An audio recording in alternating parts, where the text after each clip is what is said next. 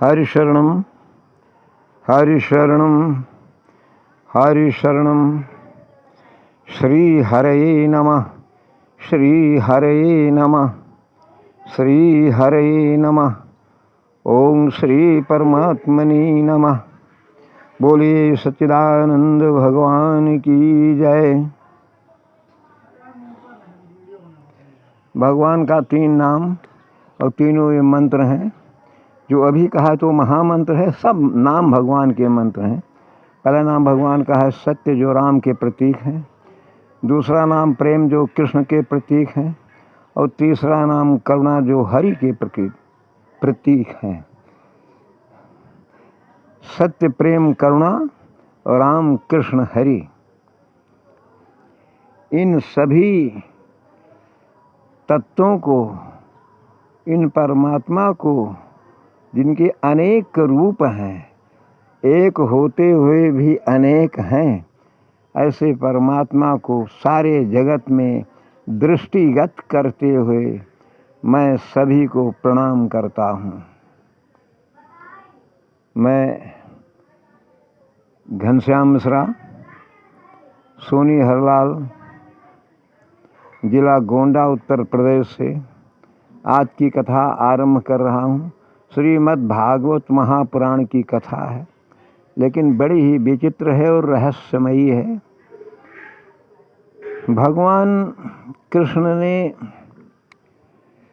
के पास एक ही अस्त्र है, वो है बांसुरी। बांसुरी माने क्या होता है, इसको सुनिए प्रेम से। बांसुरी माने होता है प्रेम। आप इस प्रेम से संसार भर पर विजय प्राप्त कर सकते हो। एक मानस में आता है कि रावण रथी विरथ रघुबीरा, और देख विभीषण भयो अधीरा। व्याकुल हो गए विभीषण महाराज कि न भगवान के पास रथ है, भगवान पैदल चल रहे हैं, रावण रथ पर आरूढ़ है। तो अधिक प्रीति मन वहा संदेह, बड़ा प्रेम हुआ भगवान के प्रति और मन में संदेह भी हुआ, ये कैसे इतने बड़े महाबलवान को विजय कैसे प्राप्त करेंगे। तो कहा प्रभु नाथ न रथ नहीं तन पद त्राना। प्रभु न तो आपके पास रथ है, न शरीर पर आपके कोई कवच है, न कोई अंग वस्त्र है, और न पैर में कुछ जूता है, खड़ाऊं है, चप्पल है, कुछ नहीं महाराज। तो आप पैदल है, वो महाराज पर बैठा हुआ है। तो कहीं विधि जितब वीर बलवाना। तो भगवान राम ने कहा कि सुनो सखा, कहा कृपा निधाना। हे सखा, भगवान राम ने कहा, कृपा निधान ने कहा, यही जय होय सो स्यंदन आना। जिस रथ से विजय होनी है वो तो दूसरा रथ है, जो इसके पास रथ दिखाई पड़ता है, ये केवल देखने के लिए है। लेकिन जो विजय रथ है उसके पास, वो मेरे पास है। फिर वर्णन किया उस रथ का कि सूरज धीरज त्यहि रथ चाका, और सत्यशील दृढ़ ध्वजा पताका। उसमें 2 पहिए लगे हैं, शौर्य और धैर्य के, और सत्य और शील, ये 2 ध्वजा और पताका, ये 2 हैं। और क्या है, बल विवेक दम परहित घोरे। घोरे मैंने घोड़े, ये 4 घोड़े हैं। बल, कौन सा बल, जब उर्बल विराग अधिकाई। ऐसा बल उसके मेरे पास है, उसके पास ये बल कभी हो नहीं सकता। तो बल विवेक दम, इंद्रियों का दमन, ये भी एक प्रकार का हमें इस विजय में सहायता करेगा। बल विवेक दम परहित परोपकार, ये 4 घोड़े जुटे हुए हैं। और क्षमा कृपा समता रज जोरे, जो क्षमा और कृपा इस समता रूपी से जुड़े हुए हैं। समता क्या है, समता माने योग। समता समत्वम योग युच्यते, ये गीता का श्लोक। समत्वम योग उच्यते। और ईश भजन, ईश भजन क्या है, ईश कहते हैं शंकर जी को। तो शंकर जी का भजन क्या है, राम। तुम पुनि राम राम दिन राति, सादर जपो अनंग। ईश्वर का भजन जो ईश मने जो शंकर जी हमेशा जपते हैं, वही मेरा चतुर्सारथी है, इन्हीं राम ही मेरा चतुर्सा। कौन राम? ये शरीर वाला राम नहीं, वो जो अनाज वाला राम, आदि अंत को जासु न पावा मति अनुमान निगम असगा, वो राम है। तो ईश भजन सारथी सुजाना अविरति चर्म संतोष कृपाना। वैराग्य ढाल है, संतोष तलवार है, और दान फरसा है, बुद्धि प्रचंड शक्ति है। दान पर सुबुद्धि शक्ति प्रचंडा। वर विज्ञान श्रेष्ठ विज्ञान ही मेरा धनुष है। वर विज्ञान कठिन को दंडा। अमल अचल मन त्रोण समाय। तर्कस है महाराज, जो मल रहित मन है, निर्मल मन, न चलायमान होने वाला जो मन है, यही मेरा तर्कस है। अमल अचल मन त्रोण समाना। और समझम नियम, जितने भी वेदों में कहे गए हैं नियम, दमन करना, समन करना इंद्रियों का, ये सब उसके बाण है। समझम नियम शिली मुख नाना। कवच भेद विप्र गुरु पूजा। ब्राह्मण और गुरु की पूजा ही हमारा अभेद्य कवच है। अब यही सम विजय उपाय न दूजा। ऐ सखा धर्म में असरथ जाके। जीतन कान कतहूँ रिपुता के। जिसका पास ऐसा रथ है, वो अकेले वो वीर सारे संसार पर विजय प्राप्त कर सकता है। अब ये प्रेम क्या है, रथ क्या है, और ये बल क्या है, घोड़े क्या हैं? देखिए, थोड़ा सा विचार कीजिएगा। प्रेम शब्द जो है वो कृष्ण के लिए प्रयोग किया। प्रेम पारमार्थिक है और मोह स्वार्थिक है।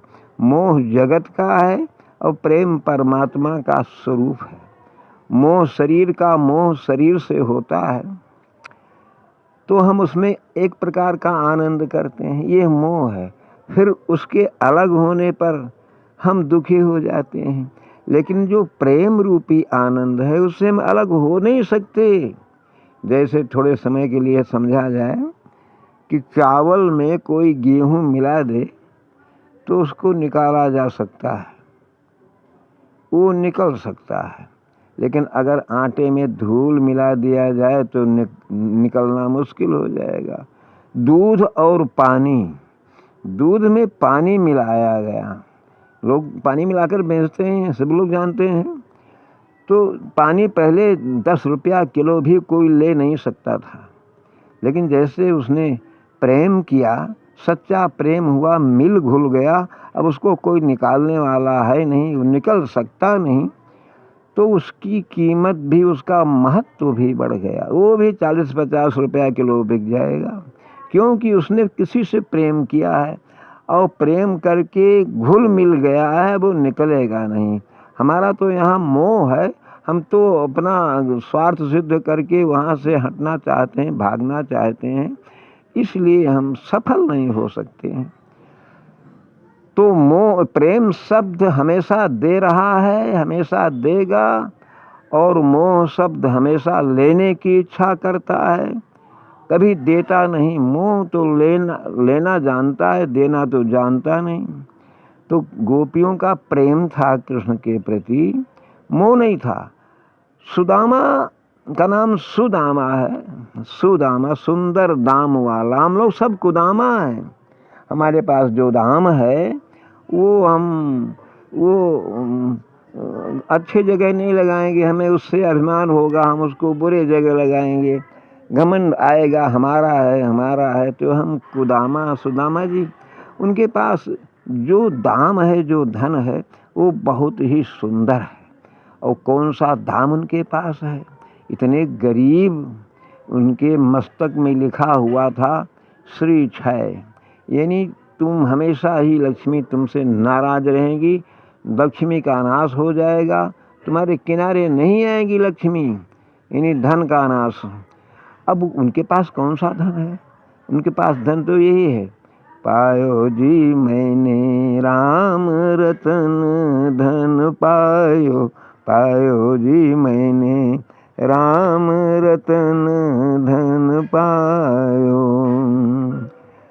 वस्तु अमोलक दी मेरे सतगुरु, वस्तु अमोलक दी मेरे सतगुरु, कृपा करी अपनायो, पायो जी मैंने राम रतन धन पायो, पायो जी मैंने राम रतन धन पायो।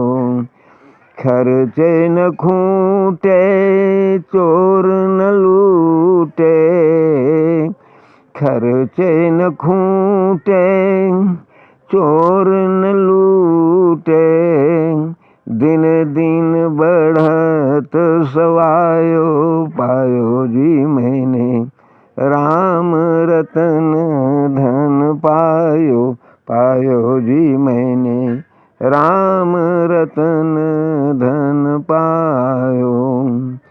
सत की नाव खेवटिया सतगुरु, सत की नाव ये शरीर है, ये भव सागर चाह पार जो पावा, राम कथा ताकह दृढ़ नावा। ये सत्य की नाव है जो हमें मिल गया है एक बार भगवत कृपा से। अब अगर फिर हमने जतन नहीं किया तो फिर हमको भ्रमण करना पड़ेगा। तो कवि कहता कि सत की नाव और खेवटिया सतगुरु, सत की नाव खेवटिया सतगुरु, भव सागर तरवायो, पायो जी मैंने राम रतन धन पायो, पायो जी मैंने राम रतन धन पायो। मीरा के प्रभु गिरिधर नागर, मीरा के प्रभु गिरिधर नागर, हरसी हरसी जस गायो, पायो जी मैंने राम रतन धन पायो, पायो जी मैंने राम रतन धन पायो। तो यह धन था सुदामा के पास, जो बहुत उत्तम धन है। ये हमारे पास नहीं है। हम तो सब कुदामा हैं, इस धन और अहंकार में डूबे हुए हैं। हमारे बराबर संसार में कोई नहीं, किसी का मकान भी नहीं, कोई सुंदर नहीं, कोई विद्वान नहीं।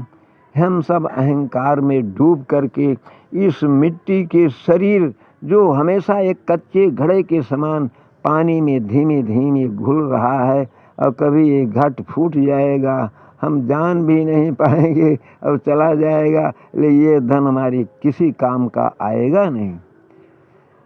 तो ये धन था सुदामा के पास। जब माता सुशीला ने कहा कि महाराज आप भगवान के पास जाओ, तो आपकी दशा देख करके समझ जाएंगे।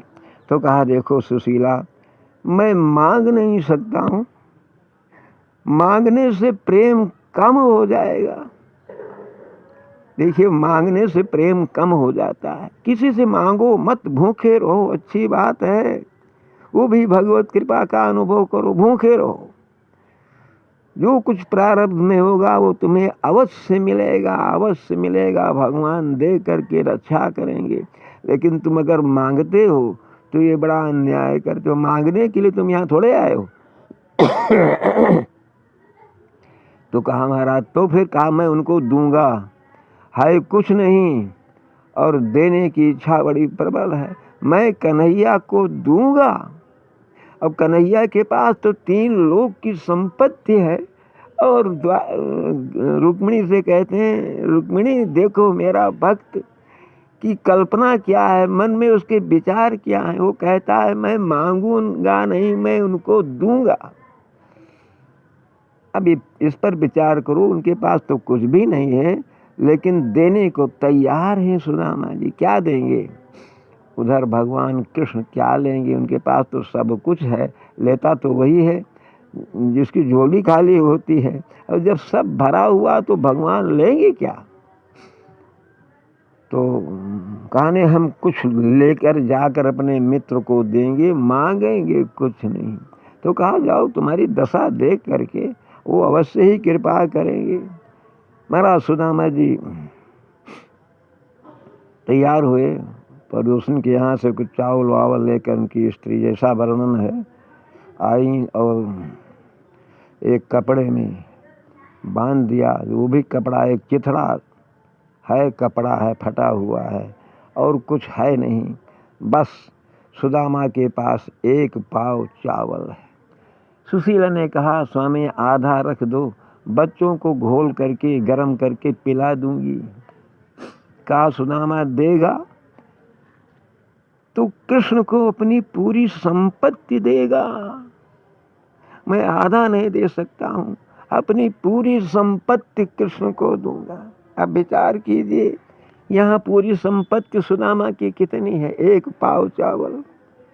का रुक्मिणी मेरा भक्त अपना सर्वस्व देने के लिए मेरे पास आ रहा है, सर्वस्व का दान करेगा तो हम भी सर्वस्व का दान करेंगे। तो कहा प्रभु आपके पास तो 3 लोग हैं। तो कहा इससे क्या होगा? सर्वस्व और सर्वस्व ये बराबर ही तो होता है। वो अपना सर्वस्व दे रहा है तो मैं अपना सर्वस्व दे दूंगा। कहा स्वामी ऐसा? कहा नहीं ऐसा ही होगा, मैं सर्वस्व का दान करूंगा। सुदामा महाराज वहाँ से चले तो एकादशी लिखा है कि पूष महीना था, एकादशी, पूष शुक्ल पक्ष एकादशी को सुदामा जी चले थे। तो वैसे तो उनकी एकादशी रोज रहती थी, कुछ मिलता ही नहीं था, लेकिन वो तो चले वहाँ से कांपते चले। तो भगवान ने कहा लो परीक्षा ले ले। तो भगवान रास्ते में ये गिरे लड़खड़ा करके और ये इनको बेहोशी आ गई। तो एक ऊपर से भजन का एक आवाज़ आती है और उस आवाज़ में जो है ये उनके कानों में पड़ती है।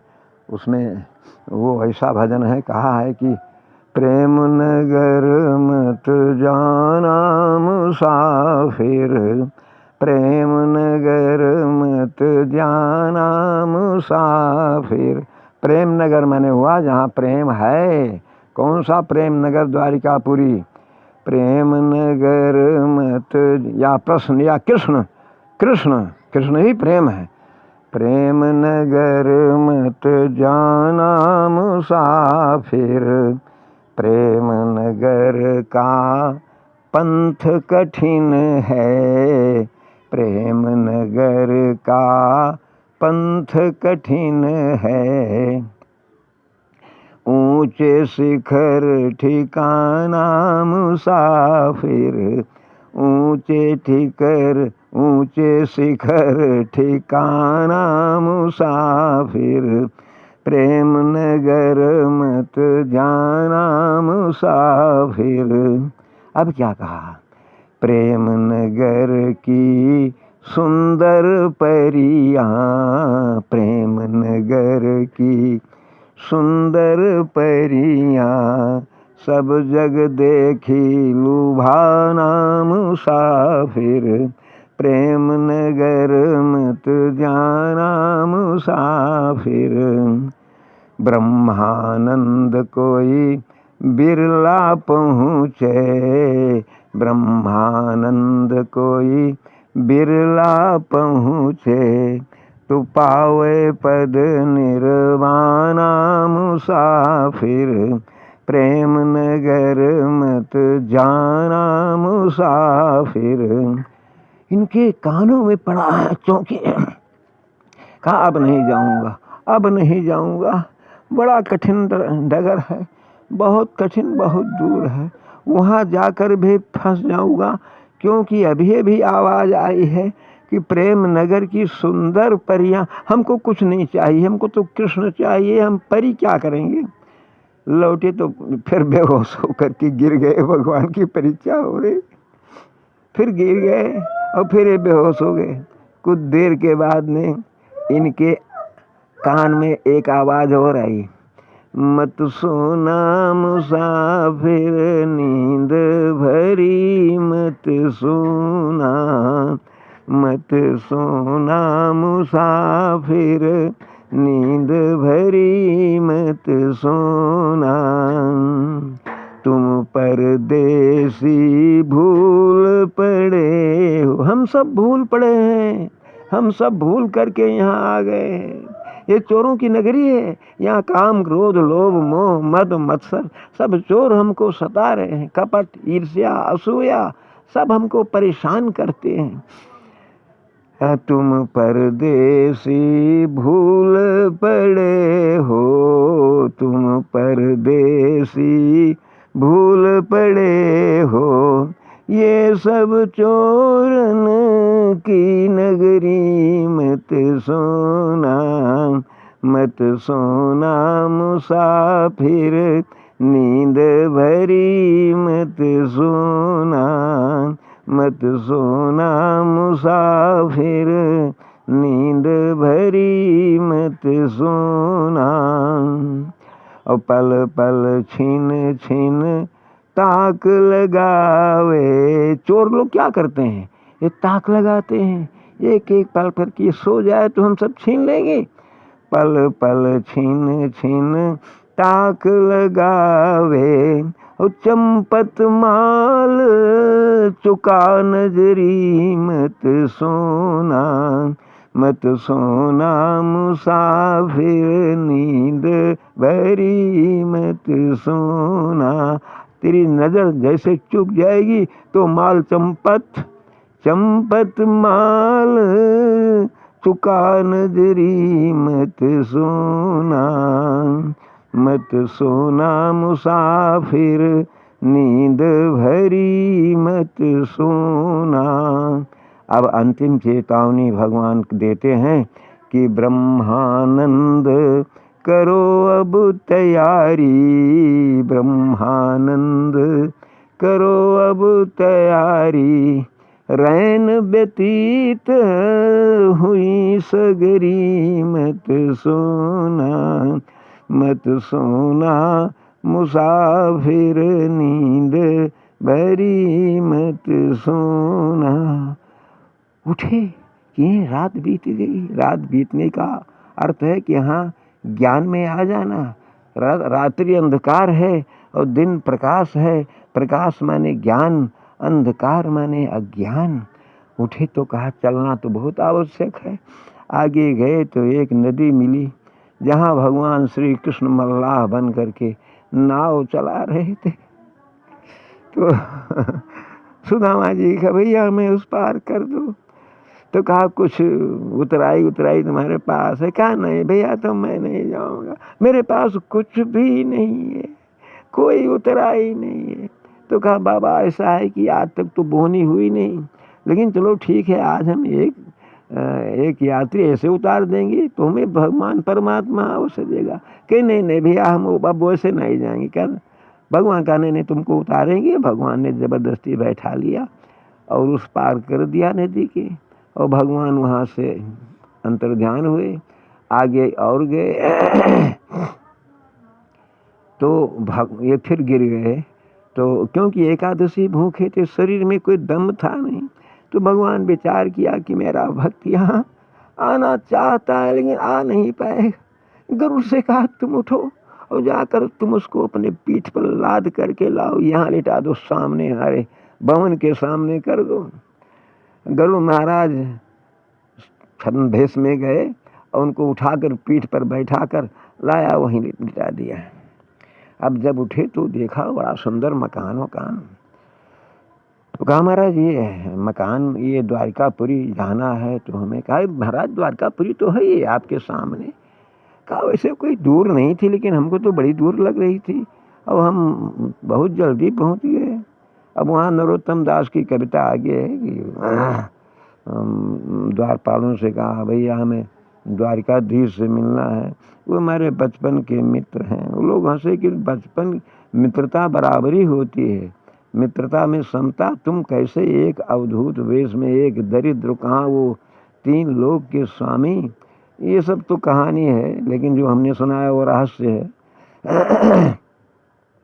वो जाकर के द्वारपाल ने भगवान से निवेदन किया कि प्रभु एक कोई बहुत ही गरीब आपके दरवाजे पर खड़ा है, चकित होकर के आपके इस भवन को देख रहा है और कहता है कि मैं उनका मित्र हूँ बचपन का। अपना नाम बताता है सुदामा।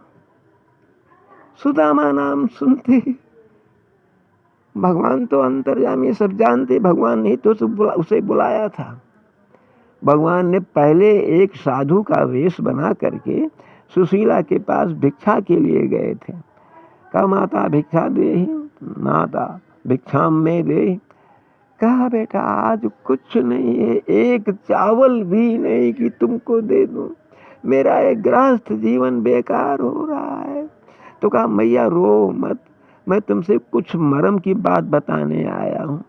ये तो हमारे जो पति हैं काम वाम तो नहीं करें, भगवान का भजन करते हैं, बड़ी अच्छी बात है, लेकिन इनके मित्र जो है बहुत बड़े हैं द्वारिकाधीश। का इनकी मित्रता उनसे कैसे।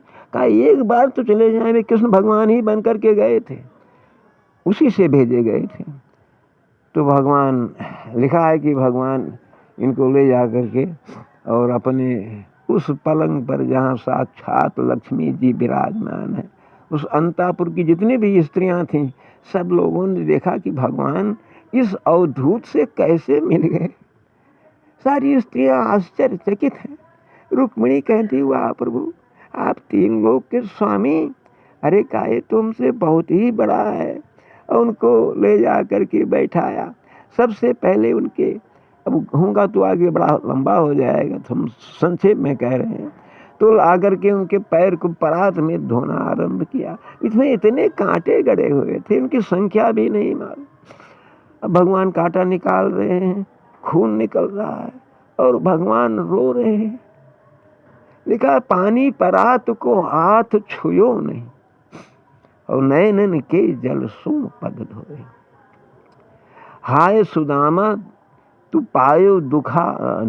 हाय सुदामा, हे मेरे मित्र तुम्हें इतना दुख मिल गया, आए न इतने न कितने दिन खोए, इधर आए नहीं कितना समय बर्बाद है। हाय महा दुख पायो सखा तुम, आए इतने न कितने दिन खोए। और देखी सुदामा की दीन दशा, करुणा करी कै करुणा निधि रोए। पानी परात को हाथ छुयो नहीं, नैनन के जल सो पग धो। इतना नेत्र से आंसू गिरा भगवान कि उनका पैर धुल गया।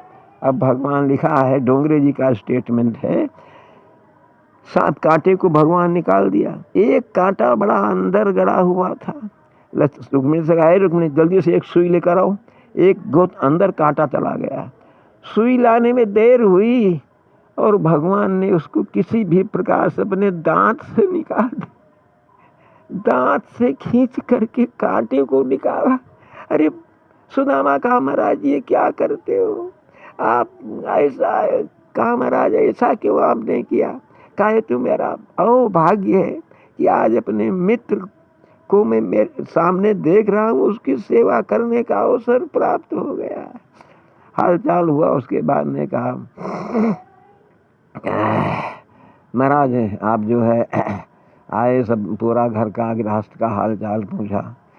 तो कहा महाराज 4 पुत्र हैं और कहा आप कभी ने आपने हमको न्योता नहीं दिया।